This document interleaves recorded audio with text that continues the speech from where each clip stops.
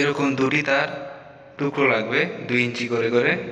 এবং এরপর আপনি যে কাজটি করবেন সেটি হচ্ছে আপনার যে লাল তারটি আছে, ডাইরেক্ট কারেন্টের যে লাল তারটি, সেই লাল তারটি আপনি এখানে লাগাবেন। ডাইরেক্ট যেটা লাল তার সেটা এখানে আপনি লাগাবেন, শুধু আপনার বোর্ড থেকে যে লাইনটা আসে। এরপর যে টুকরো লাল তারটি আছে সেই টুকরো লাল তারটি এখান থেকে এখানে নেবেন।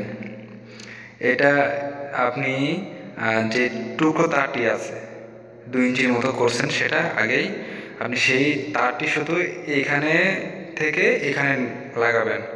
এরপর যেটি আসতেছে আরেকটি তার থাকতেছে নিউট্রাল, অর্থাৎ আরেকটি টুকরো যেটা, সেটা শুধুমাত্র এই লাইন থেকে এই লাইনে লাগিয়ে দিবেন। লাগানোর পর এই তো, অর্থাৎ প্রথম তার তো আপনার লাল সুইচে আসছেই, এরপর সবুজ যেটি আছে সেটি হলো আর্থিং, এখানে লাগিয়ে দিবেন। হয়ে গেল আপনার কাজ। এটাই শুধু কাজ। ধন্যবাদ।